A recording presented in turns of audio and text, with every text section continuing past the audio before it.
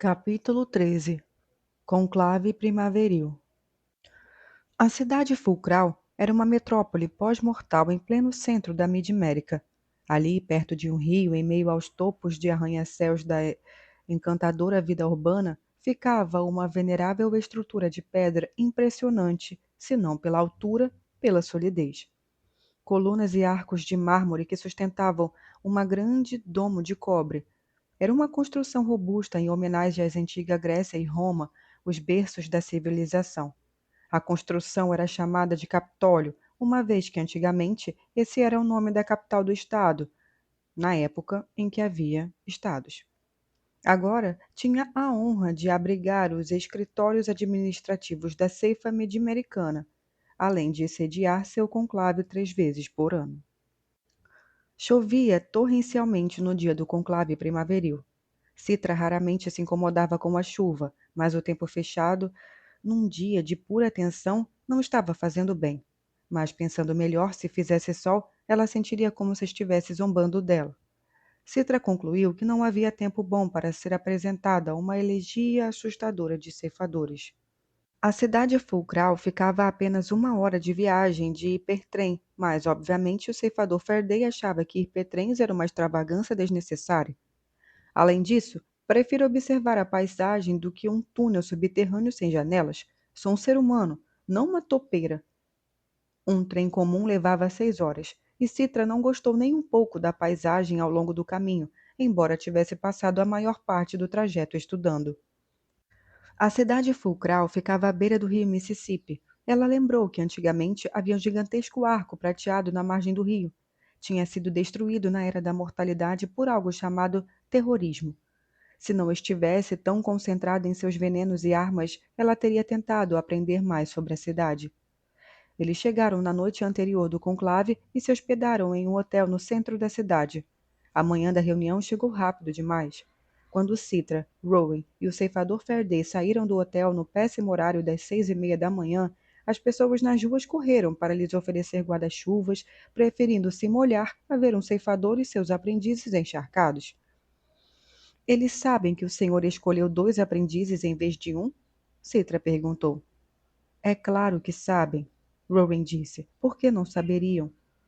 Mas o silêncio do ceifador Faraday sobre o assunto foi um sinal de alerta para Citra.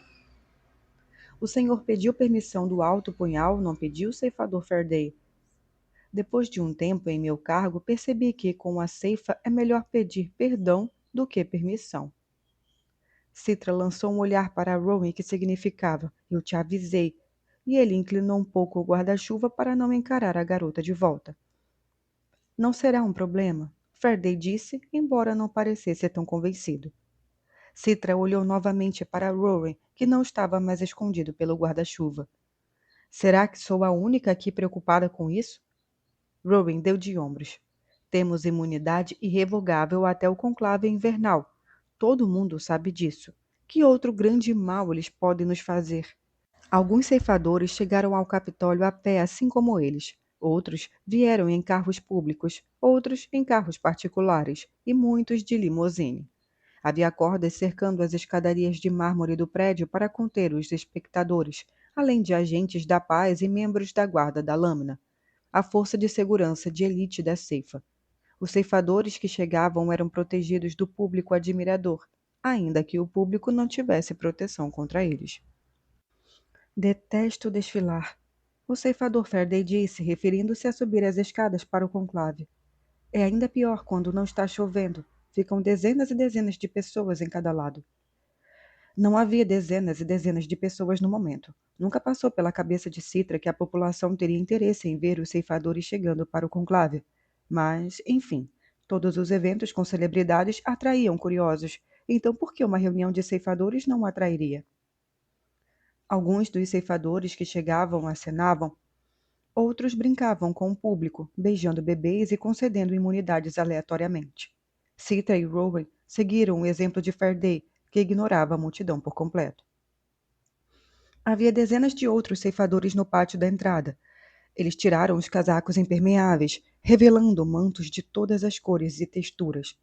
Era um arco-íris que evocava tudo, menos a ideia da morte. Aquilo, Citra percebeu, era intencional. Os ceifadores queriam ser vistos como muitas manifestações da luz, não das trevas. Atrás de um arco suntuoso ficava uma câmara ainda mais luxuosa sob o domo central. Uma profunda e uma rotunda, onde centenas de ceifadores se cumprimentavam, conversando descontraidamente em volta de uma mesa com um café da manhã caprichado no centro. Citra se perguntou sobre o que conversavam. As ferramentas de coleta? O clima? O incômodo provocado pelos mantos? Estar na presença de um único ceifador já era muito assustador. Ver-se cercada por centenas deles podia fazer qualquer um desmaiar. Faraday se aproximou de seus aprendizes e sussurrou. Estão vendo ali? Ele apontou para um homem careca com uma barba farta. É o ceifador Arquimedes, um dos mais antigos ceifadores vivos.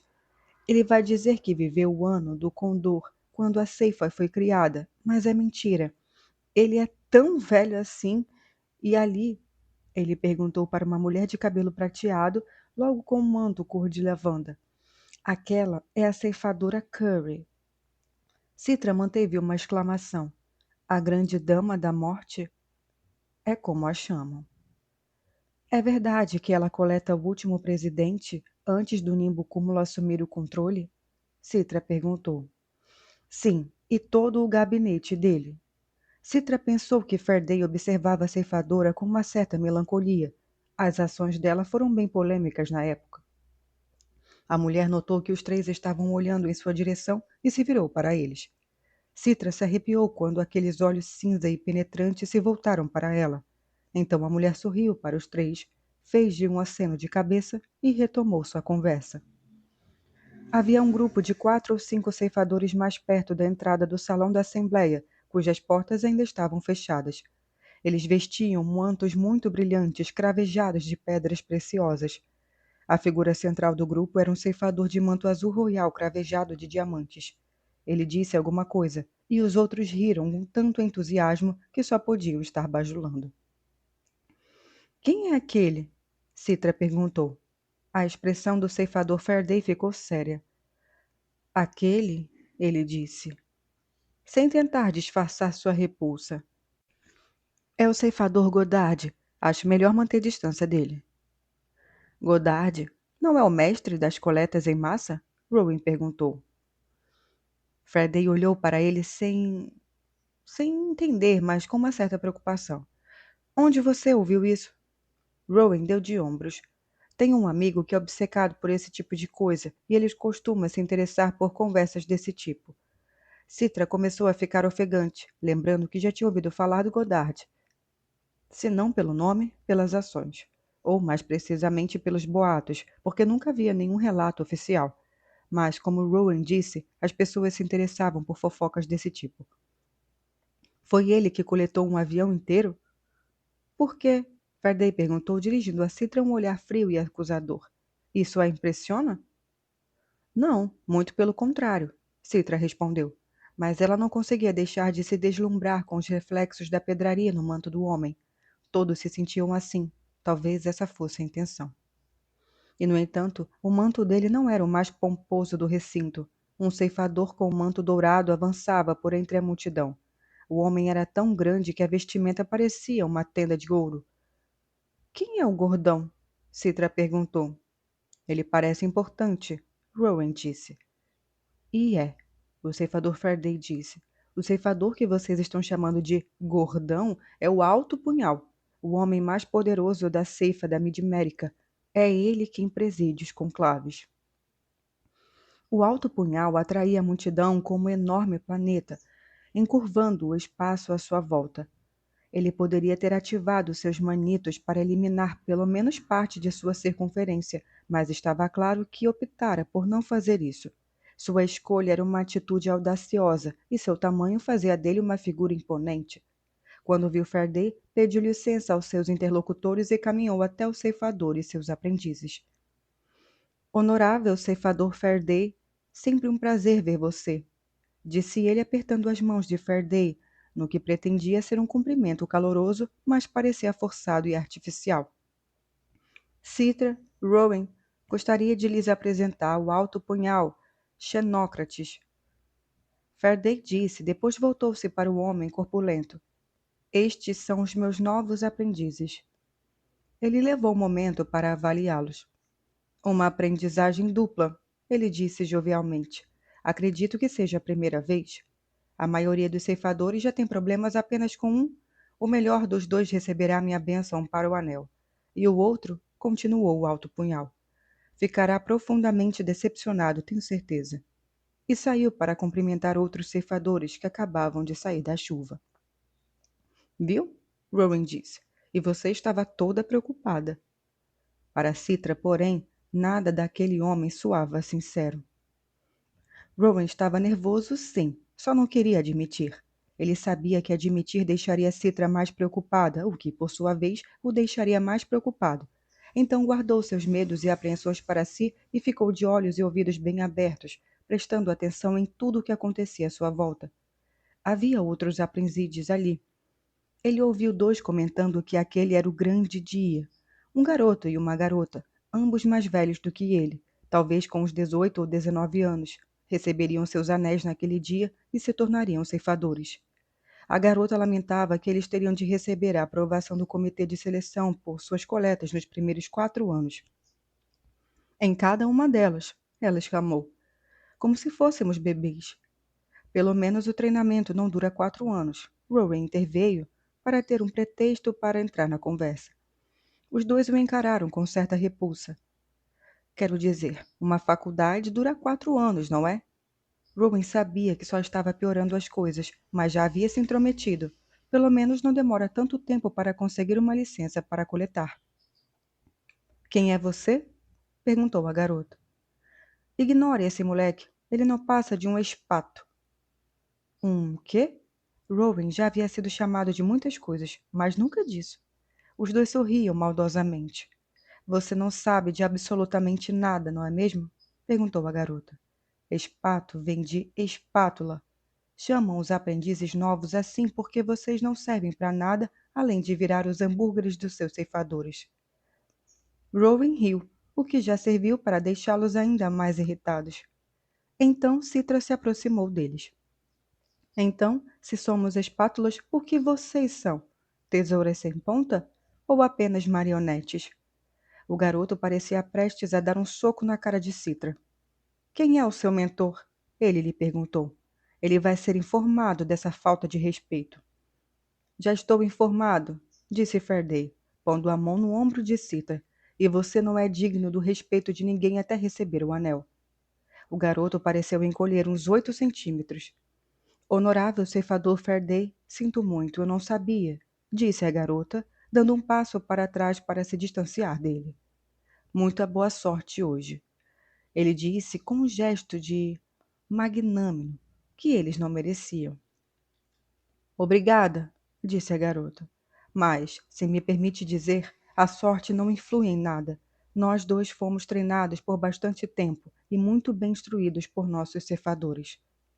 Com certeza, Faraday disse. Eles se despediram com acenos respeitosos, quase reverências, e saíram. Depois que foram embora, Faraday se virou para Rowan e Citra. A garota vai receber o anel hoje, ele disse. O garoto vai ser rejeitado. Como o senhor sabe? Rowan perguntou. Tenho amigos do comitê de concessão de joias. O garoto é inteligente, mas se irrita facilmente. É um defeito que não pode ser tolerado. Por mais irritante que o garoto fosse, Rowan não pôde deixar de sentir uma ponta de compaixão. O que acontece com os aprendizes rejeitados? Eles voltam para retomar a vida do ponto em que deixaram. Mas a vida nunca será a mesma depois de um ano treinando para virar ceifador, Rowan comentou. Verdade, disse Faraday. Mas uma compreensão profunda sobre o que é necessário para ser um ceifador só pode trazer coisas boas. Rowan assentiu, mas pensou que para um homem de tanta sabedoria, aquilo soava muito ingênuo. O treinamento deixava cicatrizes. Claro que havia um propósito nelas, mas não deixavam de ser cicatrizes. A rotunda estava ficando cada vez mais cheia de ceifadores, e as paredes de mármore, o piso e o domo faziam as vozes ecoar numa cacofonia. Rowan tentou ouvir outras conversas, mas elas se perdiam no meio à algazarra geral. Faraday lhes dissera que as grandes portas de bronze da sala da Assembleia se abririam pontualmente às 7 da manhã e que os ceifadores seriam dispensados às 7 da noite. 12 horas para resolver todos os assuntos. Tudo o que não fosse resolvido teria de esperar 4 meses até o conclave seguinte. Antigamente, o conclave durava 3 dias. O ceifador Faraday disse quando as portas se abriram para receber a multidão. Mas notou-se que, depois do primeiro dia, não restava muita coisa além de atritos e jogos de cena.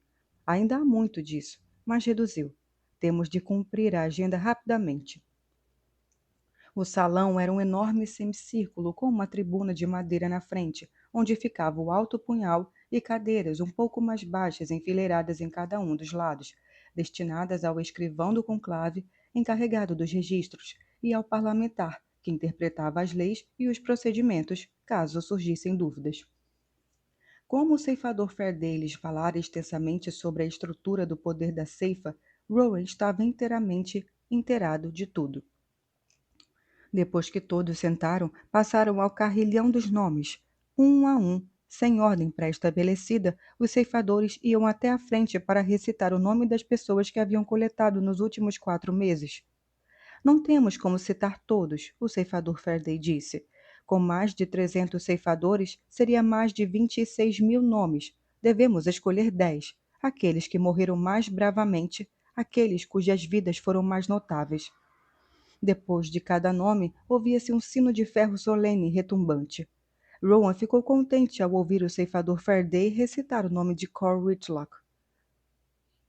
Logo Citra se cansou do carrilhão dos nomes. Mesmo reduzida a 10 nomes por ceifador, a recitação durou quase 2 horas. Era nobre da parte dos ceifadores achar necessário homenagear os coletados, mas, se dispunham de 10 apenas 12 horas para completar 3 meses de trabalho, ela não entendia o porquê disso. Como não havia pauta por escrito, ela e Rowan não tinham como saber o que acontecia em seguida, e o ceifador Faraday só explicava as coisas à medida que aconteciam. Quando é o nosso teste? Vamos ser revelados para outro lugar? Citra perguntou, mas Faraday respondeu com um shhh. Depois do carrilhão dos nomes, fez-se uma lavagem cerimonial das mãos.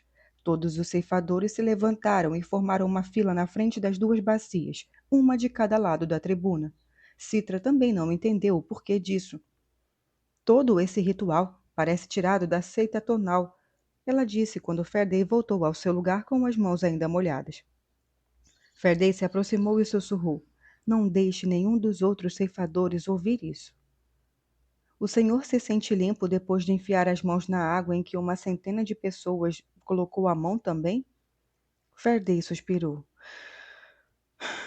A cerimônia traz consolo, une a nossa comunidade. Não menospreze nossas tradições porque um dia elas podem vir a ser suas.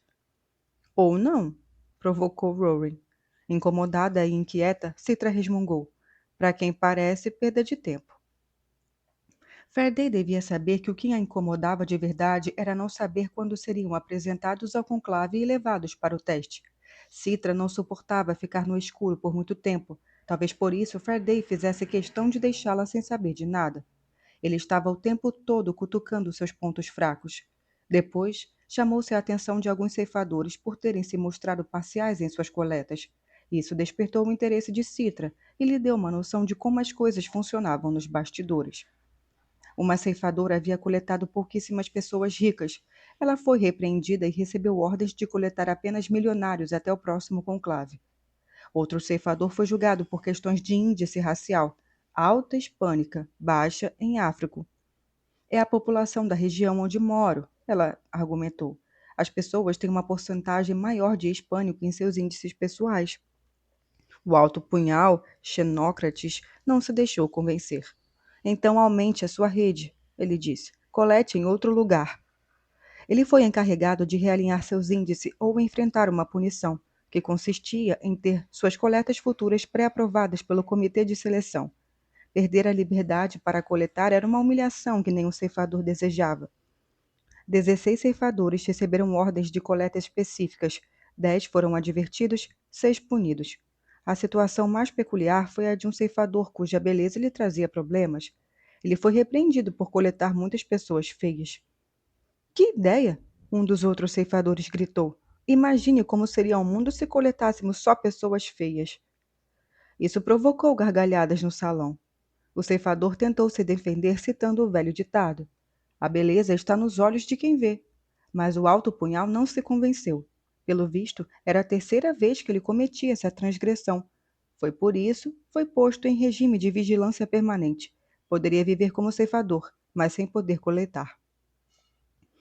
Até o próximo ano reptiliano, anunciou o alto punhal. Que loucura!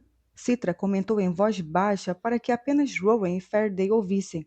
Ninguém sabe como os próximos anos vão se chamar, a qual espécie vão se referir. Tipo, o último ano reptiliano foi o ano da lagartixa, e isso foi antes de eu nascer. Exatamente, disse Faraday, sentindo-se meio culpado por rir. Isso significa que a punição dele pode acabar ano que vem ou nunca. Agora ele vai passar o tempo todo tentando convencer o escritório da Candelária a batizar um ano de monstro de Gila, ou outro réptil que ainda não foi usado. Antes de encerrarem a parte disciplinar, havia mais um ceifador a ser interpelado, mas não por uma questão de parcialidade.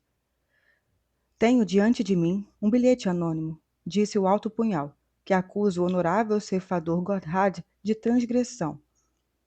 Murmúrios se espalharam pelo salão. Citra viu o ceifador Goddard sussurrar para um círculo íntimo de companheiros, depois levantar-se. De que tipo de transgressão estão sendo acusados? Crueldade desnecessária em suas coletas. E, no entanto, a acusação é anônima, disse Goddard. Não consigo acreditar que um ceifador seja capaz de tamanha covardia. Exijo que o acusador se identifique. Mais murmúrios pelo salão. Ninguém se levantou, ninguém assumiu a responsabilidade. Muito bem, então, disse Goddard. Me recuso a responder a um acusador invisível. Citra pensou que o alto punhal, Xenócrates, insistiria na questão. Afinal, a acusação de um ceifador deveria ser levada a sério, mas ele deixou o papel de lado e disse: bom, se não há nada além disso, vamos ao nosso intervalo matinal. E os ceifadores, os grandes portadores da morte na terra, começaram a sair em fila para comer rosquinhas e tomar café. Quando já estavam na rotunda, Faraday sussurrou para Sita e Rowan. Não havia acusador anônimo coisa nenhuma. Tenho certeza de que o ceifador Godlad acusou a si mesmo. Por que ele faria isso? Citra perguntou. Para desencorajar seus inimigos. É o truque mais antigo do mundo. Agora vão supor que qualquer pessoa que o acuse seja o acusador anônimo covarde. Ninguém vai atacá-lo. Rowan percebeu que estava menos interessado na encenação e nas disputas dentro do salão de assembleia do que no que acontecia fora de lá. Ele já começava a entender o que era a ceifa e como realmente funcionava.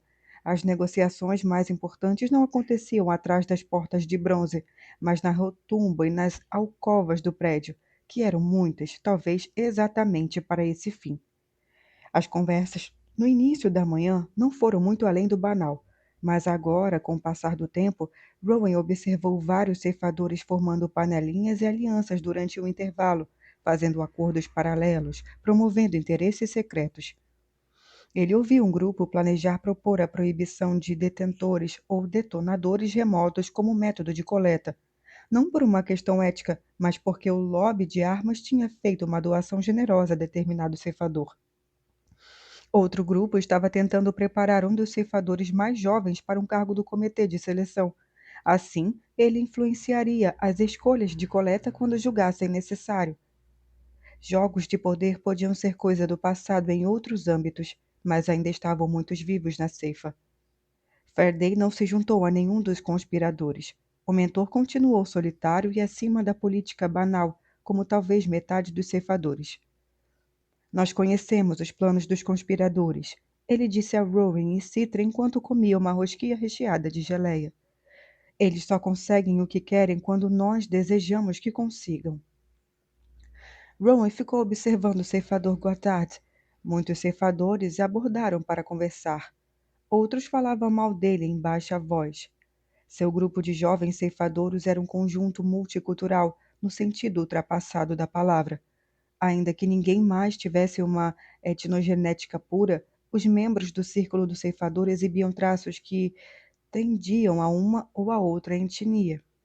A garota de verde parecia ligeiramente panasiática, o homem de amarelo tinha tendências áfricas, o de laranja era o mais caucasoide possível, e o próprio Godard tendia levemente ao hispânico.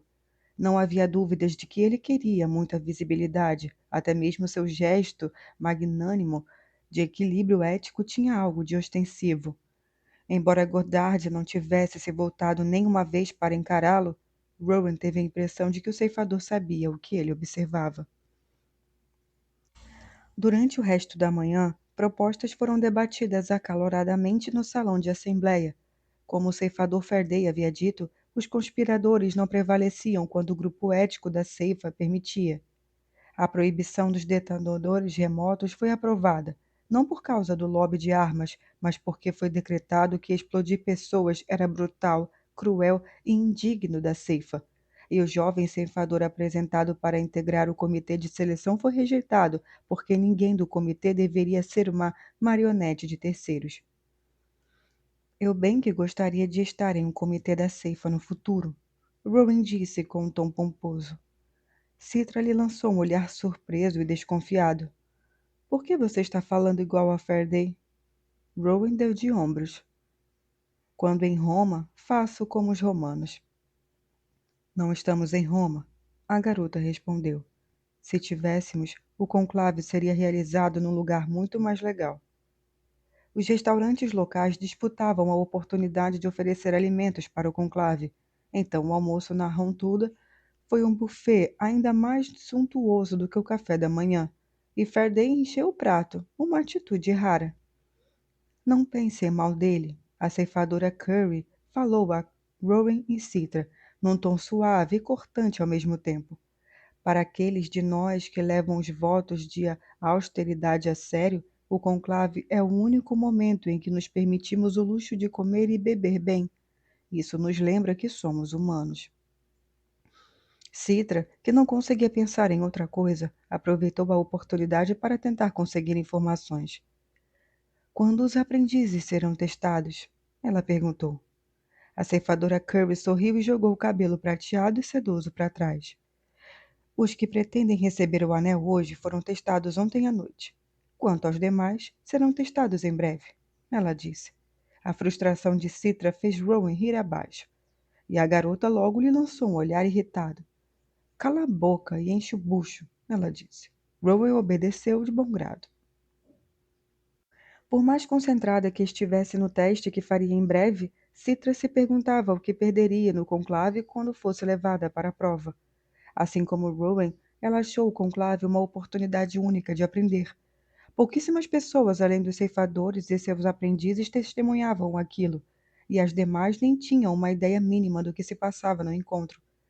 Era o caso, por exemplo, da fila de vendedores que se formara depois do almoço, cada um dos quais tinha apenas 10 minutos para expor as vantagens de uma determinada arma ou o veneno que tentavam vender para a ceifa, e, mais importante, para o mestre de armas, que tinha a decisão final sobre o que a ceifa comprava.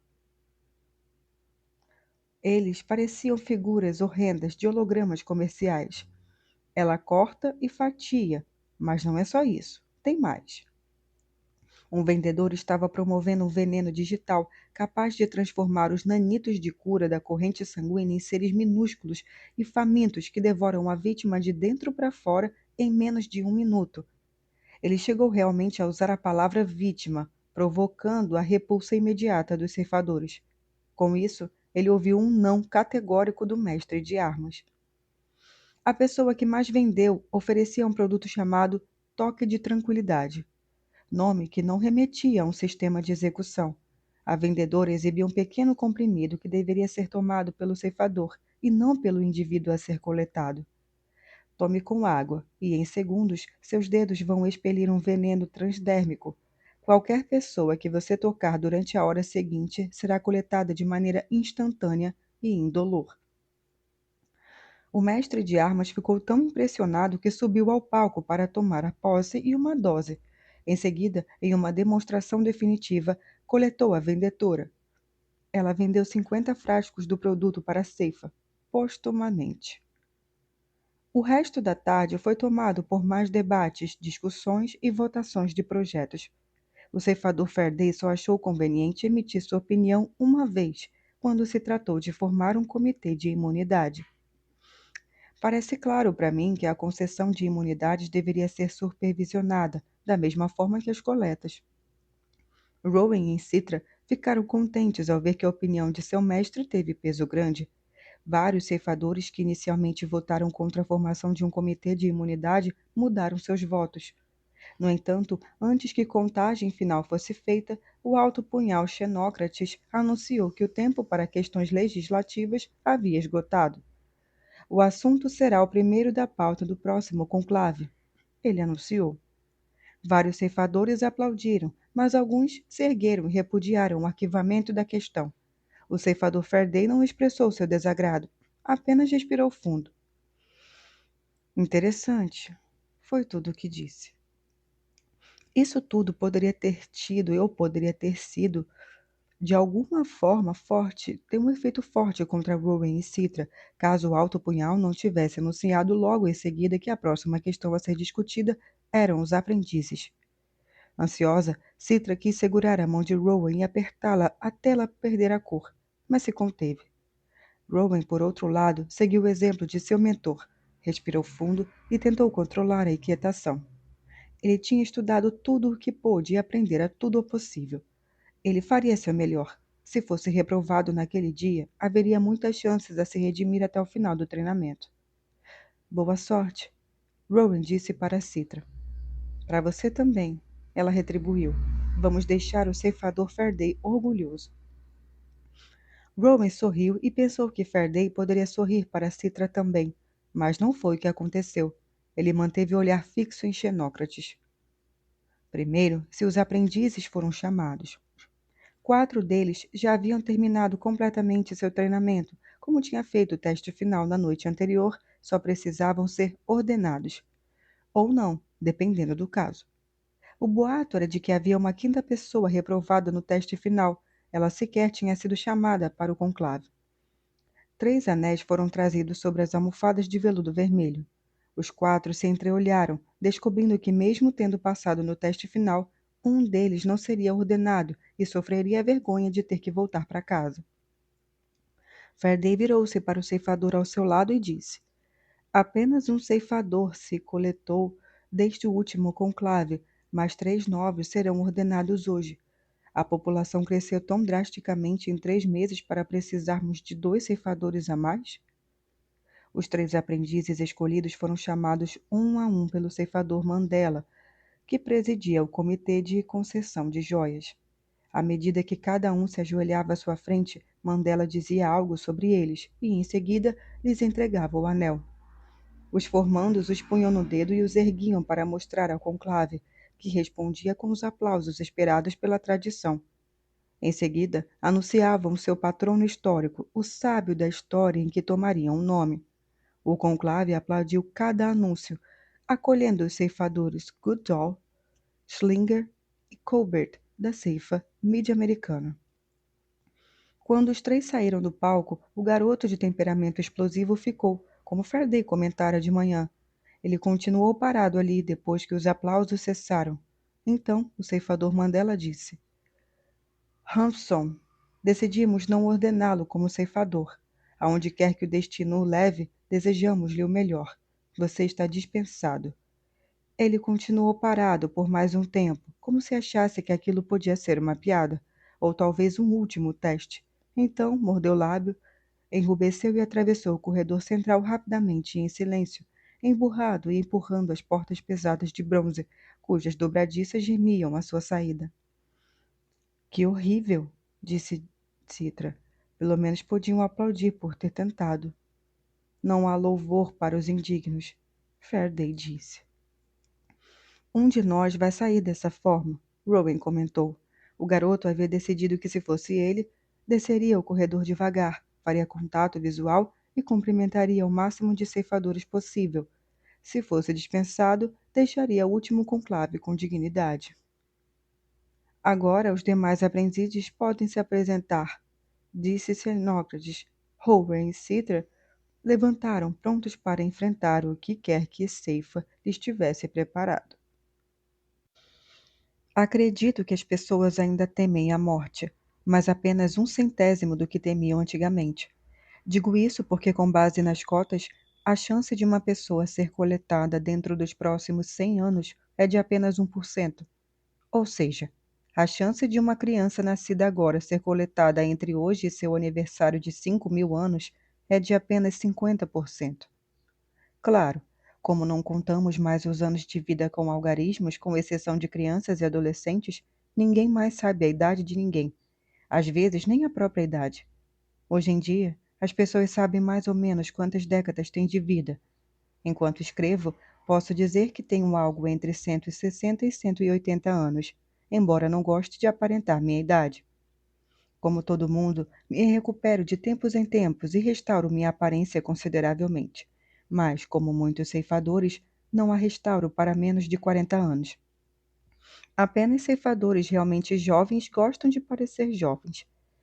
Até agora, o ser humano mais velho que ainda vive tem por volta de 300 anos, mas apenas porque ainda não faz muito tempo que a era da mortalidade acabou. Eu me pergunto como será a vida daqui a 1 milênio, quando a idade média será em torno de 5.000 anos. Seremos como crianças renascentistas, habilidosas em todas as artes e ciências porque tivemos tempos demais para nos dominar? Ou será que o tédio e a rotina escravizadora nos atormentarão ainda mais do que hoje, nos oferecendo menos motivos para prolongar nossas vidas indefinidamente? Sonho com a primeira alternativa, mas receio a segunda.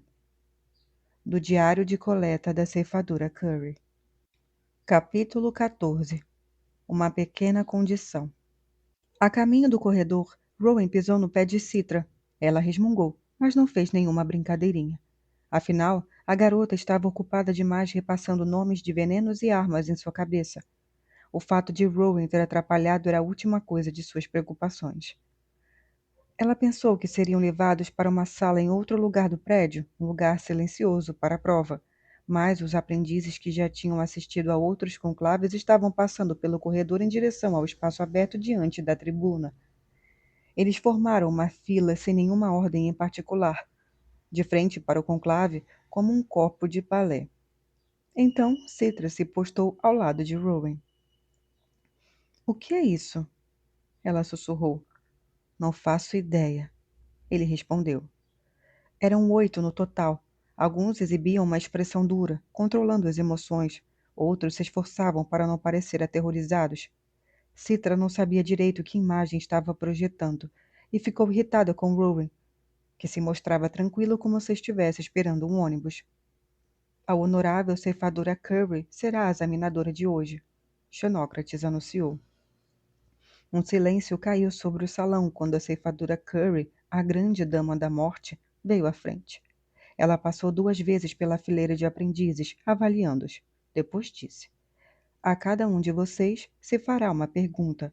Vocês terão uma só chance de dar uma resposta aceitável." Uma pergunta?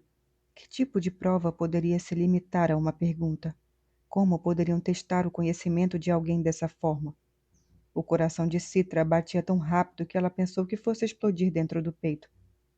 No dia seguinte, acordaria num centro de revivificação e seria motivo de piada. A ceifadora Curry começou pela ponta esquerda da fila, o que significava que Citra seria a quarta a ser avaliada.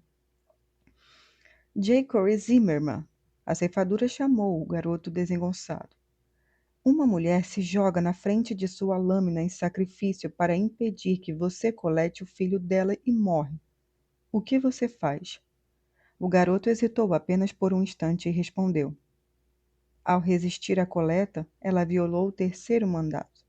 Portanto, sou obrigado a coletar os demais membros de sua família." A ceifadora Curry ficou em silêncio por um momento e depois disse: "Não é uma resposta aceitável." "Mas ela resistiu. A regra diz isso."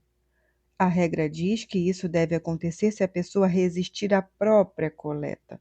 Se a escolhida fosse ela, sem dúvida o terceiro mandamento deveria ser aplicado. Mas quando não há certeza sobre a regra, Deve-se sempre dar preferência à compaixão.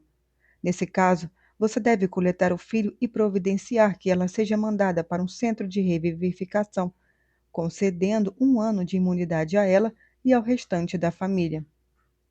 Então, fez um gesto indicado à Assembleia. Desça. Seu mentor vai escolher sua punição. Citra engoliu em seco. A punição não deveria ser apenas a terrível consciência de erro?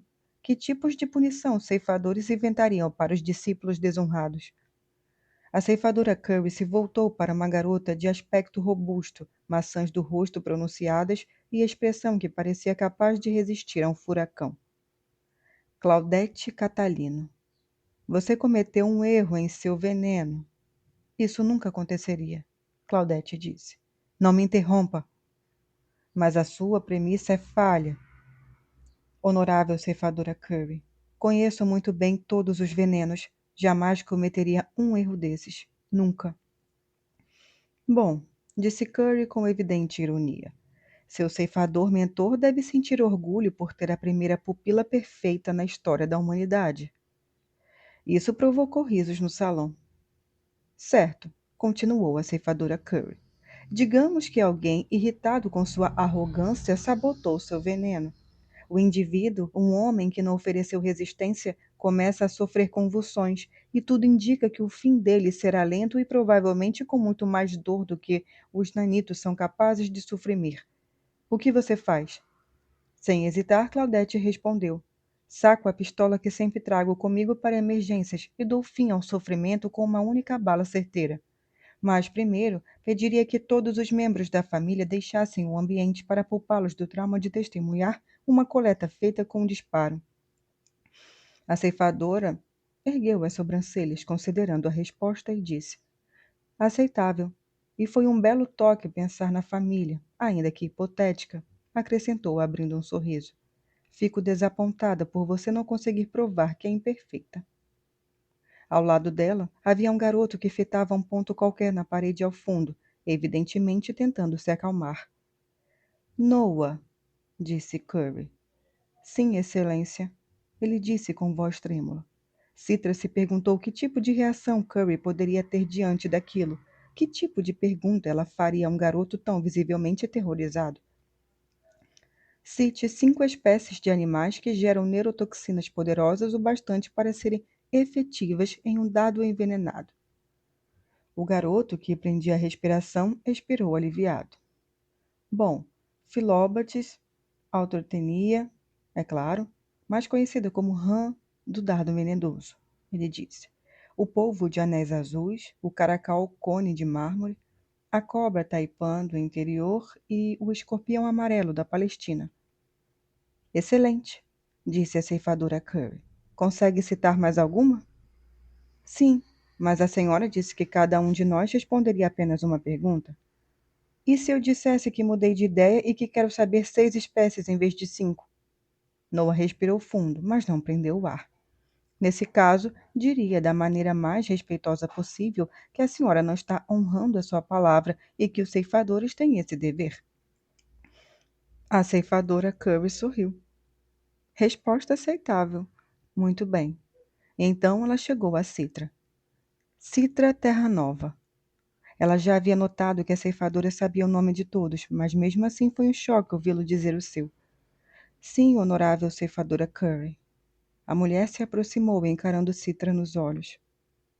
Qual é a pior coisa que você já fez? Citra estava preparada para praticamente qualquer pergunta menos essa. Como assim? É uma pergunta simples, minha cara. Qual é a pior coisa que você já fez? Citra cerrou os dentes, sua boca ficou seca. Ela sabia a resposta, nem precisava pensar para responder. Pode me dar um momento? Fique à vontade. Então, um ceifador qualquer no meio do público interrompeu. Ela fez tantas coisas terríveis que não consegue escolher uma só? Risos por toda parte. Naquele momento, ela odiou todos eles. Citra manteve contato visual com a ceifadora Curry, com aqueles olhos cinzas que tudo viam. Ela sabia que não havia como fugir da pergunta. Quando eu tinha 8 anos, fiz uma menina tropeçar na escada.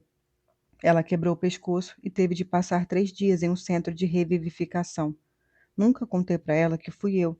Essa foi a pior coisa que eu já fiz. A ceifadora Curry assentiu, abriu um sorriso solidário e então disse: Você está mentindo, querida, afirmou, e voltando-se para a multidão e balançando a cabeça com certa tristeza. Resposta inaceitável. Então voltou-se para Citra. Desça. O ceifador Faraday vai escolher sua punição. Ela não discutiu, não insistiu que estava dizendo a verdade, porque não estava. Não fazia ideia de como a ceifadora Curry sabia disso. Citra retornou ao seu lugar sem conseguir olhar para o ceifador Faraday e ele não disse nada. Então a ceifadora Curry passou para Rowan, cuja presunção era tão grande que tudo o que Citra queria era lhe dar um soco. Rowan Damesh, a ceifadora Curry chamou. De que você mais tem medo? O que você teme acima de tudo? Rowan não hesitou em responder, deu de ombros e disse: Não tenho medo de nada. Citra não sabia se tinha ouvido direito. Ele disse que não tinha medo de nada? Estava maluco. Talvez seja melhor esperar um pouco para responder. Não preciso de mais tempo. Essa é a minha resposta. Não vai mudar. Silêncio absoluto no salão. Citra se pegou balançando a cabeça sem querer. Então, percebeu que ele estava fazendo isso por ela, para que ela não tivesse de sofrer sozinha a punição que o aguardava. Para ela não sentir que tinha ficado para trás. Embora ainda quisesse bater nele, agora eram por um motivo completamente diferente. Então hoje temos uma aprendiz perfeita e um absolutamente destemido. Como receio que ninguém seja inteiramente destemido, sua resposta com certeza deve ser, e deve-se saber, inaceitável. Ela esperou, talvez pensando que Rowan pudesse mudar a resposta, mas ele não disse nada, apenas esperou que a ceifadora dissesse. Desça, o ceifador Faraday vai escolher sua punição. Rowan voltou ao seu lugar ao lado de Citra, mostrando-se o mais indiferente possível. Você é um idiota, ela sussurrou. Ele deu de ombros, como tinha feito com a ceifadora Curry. Acho que sim. Acha que não sei por que você fez isso? Talvez eu tenha feito para parecer melhor no próximo conclave. Se eu tivesse dado uma resposta boa demais hoje, talvez minha próxima pergunta fosse mais difícil. Mas Citra sabia que era uma lógica ruim. Rowan não pensava dessa forma. Então o ceifador Faraday falou com uma voz baixa e comedida, mas transmitindo uma intensidade arrepiante. Você não deveria ter feito isso. Vou aceitar qualquer punição que o senhor considerar adequada. O problema não é a punição. A essa altura, a ceifadora Curry já havia avaliado mais alguns aprendizes. Um foi mandado para o seu lugar. 2 outros ficaram. Talvez a ceifadora Curry veja o que fez como algo nobre. Rowan sugeriu. Sim, e todos os outros vão ver também, Faraday disse. As motivações podem ser facilmente transformadas em armas. O que prova que você é um idiota, Citra disse para Rowan, mas ele apenas sorriu com cara de idiota. Ela pensou que tinha tido a última palavra sobre o assunto, que ficaria por isso mesmo até chegarem em casa. Lá, sem dúvida, o ceifador Faraday infligiria alguma punição incômoda, mas justa, de acordo com o delito. Mas Citra estava errada. Depois de terminarem de traumatizar os aprendizes, os ceifadores começaram a ficar cansados.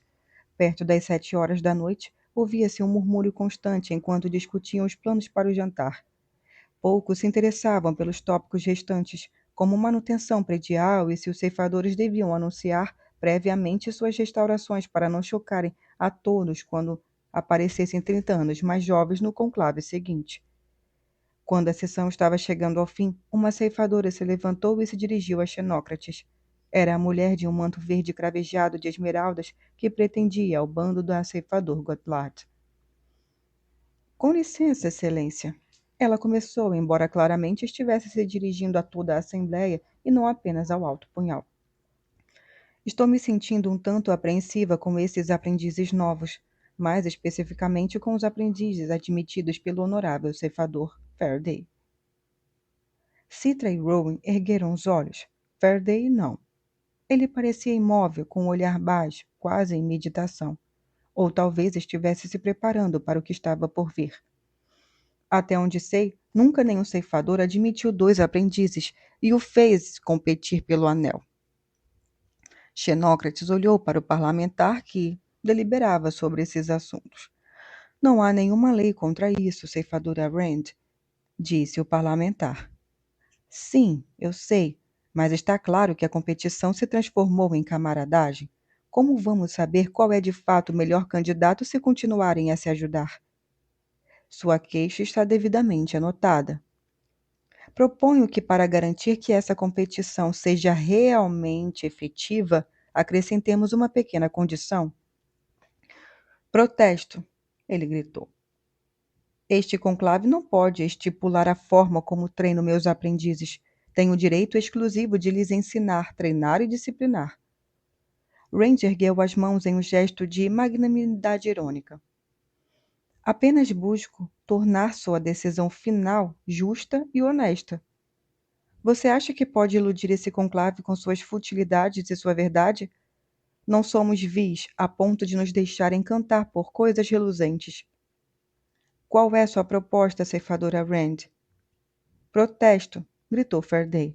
Você não pode protestar o que ela ainda não disse. Faraday se conteve e esperou. Citra observava, sentindo-se quase distante, como se aquilo fosse uma partida de tênis prestes a ser decidida. Mas ela não era uma espectadora. Era? Ela era a bola, e Rowan também. Proponho que, após a confirmação do vencedor, seu primeiro ato seja coletar quem perder. Exclamações e murmúrios soaram por todo o salão, e Citra mal podia acreditar. Alguns risos e concordâncias também. Ela torcia para que a mulher de verde não estivesse falando sério, para que aquilo fosse mais uma parte do teste. Faraday estava tão fora de si que a princípio não disse nada. Ele mal conseguia encontrar as palavras para protestar. Finalmente, sua fúria explodiu como uma força da natureza, uma onda martelando a costa. Isso é um insulto contra tudo o que somos, tudo o que fazemos. Estamos no ramo da coleta, mas você, o ceifador Godlard e todos os seus discípulos querem transformar isso num esporte sangrento. Bobagem. Para o horror de Citra, em vez de desconsiderar a ideia como uma coisa ridícula, Xenócrates virou para o parlamentar e perguntou: há alguma regra contra isso? O parlamentar refletiu e disse: como não há procedimentos sobre treinamento duplo, não há leis que determinem como tratar essa questão. A proposta está dentro das normas e diretrizes. Diretrizes? Diretrizes? A moralidade da ceifa deveria ser nossa diretriz. Chegar a considerar isso é uma coisa bárbara. Ah, faça-me o favor. Poupe-nos de todo o melodrama, Faraday. Afinal, essa é a consequência de sua decisão de admitir 2 aprendizes quando um teria sido basto. Então, o relógio começou a badalar 7 horas. Exige um amplo debate e a votação da proposta. O ceifador Faraday pleiteou, mas 3 badaladas já haviam soado, e Xenócrates o ignorou. Como é minha prerrogativa como alto punhal, determino que no caso de Rowan Demis e Citra Terra Nova, quem quer que seja o vencedor colete o outro assim que receber o anel. Então, ele bateu o martelo contra a tribuna violentamente, finalizando o conclave e selando o destino dos jovens. Há momentos em que anseio por uma relação com a nimbocúmulo. Imagino que todos sempre queremos alguma coisa que não podemos ser ou ter. Outras pessoas podem pedir conselhos a nimbocúmulo, pedir que ela resolva conflitos. Há quem a utilize como confidente, pois ela é conhecida como uma ouvinte bondosa e imparcial que não admite fofocas. A nimbocúmulo é a melhor ouvinte do mundo. Mas não para os ceifadores.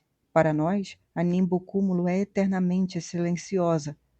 Temos total acesso ao seu tesouro de conhecimentos, claro. A ceifa utiliza a nimbocúmulo para diversas tarefas. Porém, ela não passa de uma base de dados para nós, uma ferramenta e nada além disso. Como entidade, como mente, a nimbocúmulo não existe para os ceifadores. E, no entanto, existe a nós, e a conhecemos. O distanciamento da consciência coletiva do conhecimento é apenas mais uma das coisas que distingue os ceifadores dos demais seres humanos. A nimbocúmulo deve saber das disputas mesquinhas da ceifa e da corrupção frequente, por mais que tenha prometido não interferir. Será que ela despreza os ceifadores, mas tolera porque precisa deles? Ou simplesmente prefere não pensar em nós? E o que é pior, ser desprezado ou ser ignorado? Do Diário de Coleta da Ceifadora Curry. Capítulo 15. A distância entre eles. A noite estava sombria e a chuva escorria pelas janelas do trem, distorcendo as luzes lá fora. Rowan sabia que estavam cruzando o interior no momento, mas a escuridão parecia mais o vácuo de um espaço vazio. Não vou fazer isso, Citra disse finalmente, quebrando o silêncio que parava entre eles desde que saíram do conclave. Eles não podem me obrigar. Como Faraday não disse nada, nem sequer lançou um olhar para ela, Rowan se encarregou de responder. Sim, eles podem. Finalmente Faraday olhou para eles. Rowan está certo, ele disse. Eles vão encontrar um botão para fazê-la dançar, e você vai ter que dançar, por mais abominável que seja a melodia. Citra chutou a poltrona vazia à sua frente. Como podem ser tão horríveis? E por que nos odeiam tanto? Não são todos, Rowan disse.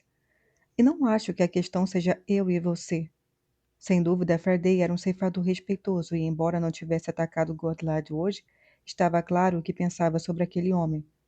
Godlad devia considerar Faraday uma ameaça. Atacar Rowan e Citra era uma advertência.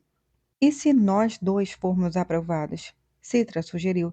Se formos péssimos aprendizes, não vão poder escolher nenhum de nós. Mesmo assim, vão escolher. Faraday disse num tom de autoridade que não deixava espaço para dúvida. Por pior que seja o desempenho de vocês, ainda assim vão escolher um dos dois, nem que seja pelo espetáculo. Então fechou a cara, enjojado. E para abrir um precedente. Aposto que Goddard tem amigos o bastante para garantir que isso aconteça, disse Rowan. Acho que o alto punhal está do lado dele também. Com certeza, Faraday disse num suspiro de exaustão. Nunca houve tantas maquinações e armadilhas na ceifa. Rowan fechou os olhos, desejando poder fechar a mente também e se esconder de seus pensamentos. Daqui a 8 meses, Citra vai me matar, ele pensou. Ou vou matá-la. E chamar isso de coleta não mudava a realidade. Ele gostava de Citra, mas gostava o suficiente para desistir de sua vida e deixar que ela vencesse? Citra certamente não desistiria para deixar que ele ganhasse o anel. Quando abriu os olhos, o garoto notou que ela o encarava. Citra não desviou os olhos dele. Rowan, aconteça o que acontecer, quero que você saiba. Não, disse Rowan, não fale nada. E o resto do trajeto foi feito de silêncio. Citra não tinha um sono pesado e passou a noite em claro depois que chegaram em casa. Imagens dos ceifadores que vira no conclave ocupavam até as sombras de seus sonhos e a arrastavam de volta para a vigília indesejada. Os sábios, os conspiradores, os compassivos e os pareciam não se importar. Uma incumbência tão delicada quanto enxugar a raça humana não deveria estar sujeira de caprichos pessoais. Os ceifadores deveriam estar acima da mesquinharia, assim como estavam acima da lei. Faraday definitivamente estava. Se Citra se tornasse uma ceifadora, seguiria o exemplo dele. E se não se tornasse, isso não importaria, porque ela estaria morta. Talvez houvesse algum tipo de sabedoria perversa na decisão de obrigar um deles a coletar o outro. Quem quer que vencesse começaria a vida de ceifador carregando uma tristeza terrível e nunca esqueceria o preço daquele anel. A manhã chegou sem alarde. Era um dia como outro qualquer. A chuva havia passado e o sol espiava por detrás das nuvens tingidas pelo vento. Era a vez de Rowan fazer o café da manhã. Ovos e batata roast. Ele nunca fritava bem as batatas. Estão cruas, Citra sempre dizia. Faraday não se queixava quando a comida não estava boa. Comia o que quer lhe que servisse e não tolerava reclamações de nenhum dos dois. A punição por cozinhar algo intragável era de ter que comer o que cozinharam. Citra comeu apesar de estar sem fome, apesar de o mundo inteiro ter saído do eixo. Café da manhã continuava sendo café da manhã. Como podia ser assim? Quando Faraday quebrou o silêncio, foi como se um tijolo atingisse a janela. Vou sair sozinho hoje. Vocês dois vão continuar seus estudos. Sim, ceifador Faraday, disse Citra, e Rowan disse o mesmo meio segundo depois. Para vocês, nada mudou. Citra olhou para o seu cereal. Foi Rowan quem teve coragem de dizer o óbvio. Tudo mudou, senhor. Então Faraday disse algo enigmático que eles só entenderiam mais tarde. Talvez tudo venha a mudar novamente. E saiu. O espaço entre Rowan e Citra não demorou para se transformar em um campo minado, uma perigosa terra de ninguém que não prometia nada além de tormento. Já era difícil transpor esse espaço com o ceifador Faraday ali, mas a ausência dele deixou os dois sem ninguém para mediar a distância entre eles. Rowan ficou estudando em seu quarto em vez de ir ao gabinete de armas, que lhe parecia mais do que estranho sem a companhia de Citra. No entanto, deixou a porta entreaberta com a leve esperança de que ela tentasse vencer o abismo. Ele a ouviu sair, provavelmente para correr. Ela ficou fora por bastante tempo. A maneira dela de lidar com o desconforto sombrio da nova situação era se afastar ainda mais do que Rowan havia se afastado. Quando Citra voltou, Rowan sentiu que não seria capaz e não teria paz consigo mesmo, nem com ela se não desse o primeiro passo para tentar no campo minado. Ele ficou parado diante da porta fechada do quarto de Citra por pelo menos um minuto inteiro até criar coragem para bater. O que você quer? Ela perguntou com uma voz abafada pela porta. Posso entrar? Não está trancada. Ele virou a maçaneta e abriu a porta devagar. Ela estava no meio do quarto com uma faca de caça, praticando a arte de lâmina contra o ar vazio, como se lutasse contra fantasmas. Bela técnica. Habilidade é habilidade, quer você use ou não. Então, o que você quer? Só queria pedir desculpas por ter interrompido você antes, no trem, quero dizer. Eu estava falando demais. Você fez bem em me mandar ficar quieta. Aquilo estava constrangedor, por isso Rowan decidiu simplesmente falar de uma vez. Vamos conversar sobre isso? Ela virou de costas para ele, sentou na cama, pegou um livro de anatomia e o abriu, como se fosse começar a estudar. Não percebeu que o segurava de ponta cabeça. O que há para conversar? Eu vou matar você ou você vai me matar. Seja como for, não quero pensar nisso até ser obrigada. Ela olhou para o livro aberto, virou-o de jeito certo e então, desistindo do fingimento, fechou e o jogou no chão. Só quero ficar sozinha, está bem? Mesmo assim, Rowan sentou na beira da cama. Como Citra não o mandou ir embora, ele se aproximou um pouco. Ela notou, mas não disse nada. Ele queria estender o braço, talvez tocar seu rosto, mas pensar nisso o fez lembrar da vendedora coleta em que apenas um toque. Que veneno perverso aquele! Rowan queria dar um beijo nela. Não havia mais como negar. Ele reprimia o desejo havia semanas porque sabia que o ceifador não toleraria. Mas Faraday não estava ali, e o furacão em que os dois tinham se lançado havia varrido todas as apostas da mesa. Então, para sua surpresa, ela avançou bruscamente e o beijou. Pronto, ela disse. Nos beijamos. Agora isso é carta fora do baralho e você pode sair. E se eu não quiser sair? Ela hesitou o tempo suficiente para deixar claro que ficar não estava fora de questão. Que bem isso faria para qualquer um de nós. Ela se deslocou da cama, afastando-se dele e encostando os joelhos no peito. Não me apaixonei por você, Rowan, e quero que as coisas continuem assim. Rowan se levantou, foi se refugiar na porta do seu quarto e se virou para ela. Tudo bem, Citra, ele disse. Também não me apaixonei por você. Não sou de me irritar facilmente, mas como os ceifadores da velha guarda ousam querer ditar o meu comportamento? Que todos coletem uns aos outros para que possamos acabar com seus métodos hipócritas e nascidos da auto-rejeição. Sou um homem que escolhe coletar com orgulho, não com vergonha. Prefiro abraçar a vida, mas, por mais que trabalhe com a morte. Não se engane, nós, ceifadores, estamos acima da lei porque merecemos. Prevejo o dia em que os novos ceifadores serão escolhidos não por causa de alguma moralidade esotérica, mas porque gostam de tirar vidas. Afinal, este é um mundo perfeito, e no mundo perfeito não devemos todos ter o direito de amar o que fazemos?